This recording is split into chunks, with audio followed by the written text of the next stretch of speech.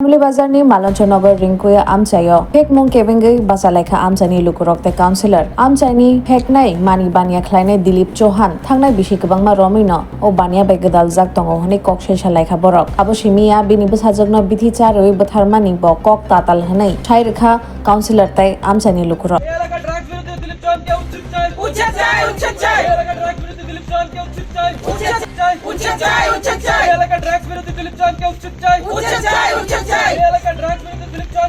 পাঁচ নং ওয়ার্ডের মালঞ্চনগর এলাকা এখানে দীর্ঘ 5 বছর যাবত দিলীপ চৌহান নামে এক ব্যক্তি এখানে ড্রাগস ব্যবসা একটা রমরমা করে যাচ্ছেন এবং উনার মাধ্যমে এখানে অনেক শাখা প্রশাখা গজিয়েছেন।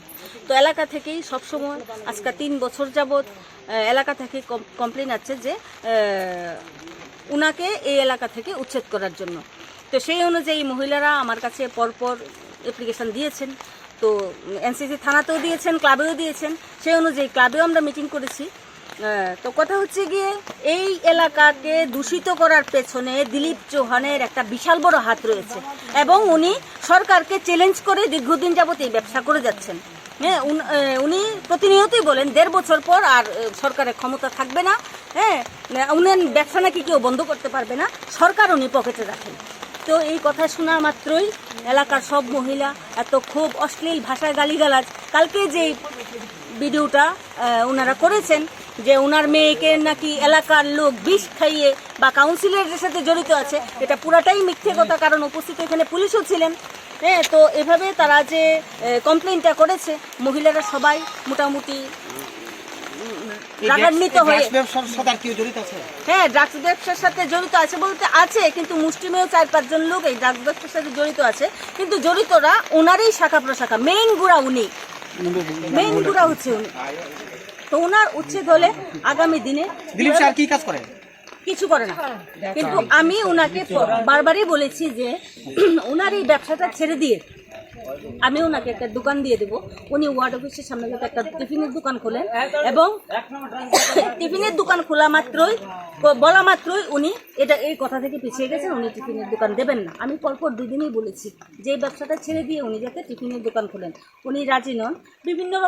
বিভিন্ন সময় বিভিন্ন রকমভাবে ছোটো ছোটো বাচ্চারা দিন নেয় রাত্র নেয় ওনার ঘরে আসছেন এবং এলাকায় যে ছোটো ছোটো বাচ্চারা আছেন একসময় দেখলে ওনাদের দেখে সত্যি কষ্ট হয়। এটার বিরুদ্ধে তাদের একটা অভিযোগ যে আপনি নাকি মেয়েটাকে বিষ খাওয়ানো হয়েছে পাড়া থেকে, এটা কি বলবেন এটা নিয়ে?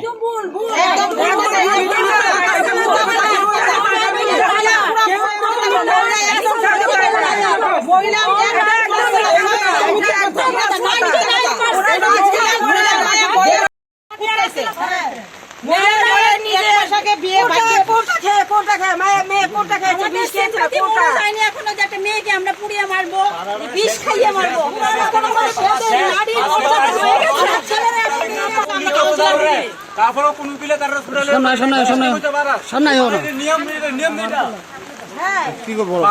আজকে প্রায় 6 থেকে 8 বছর ধরে কুত্তা বিক্রি হয়েছে, 3 থেকে 4 বার হেরা পুলিশ দৌড়ানি হয়েছে, কেমনে ছুটতে জানি না কেটা টাকা খাইতে কি আসো বিষয়।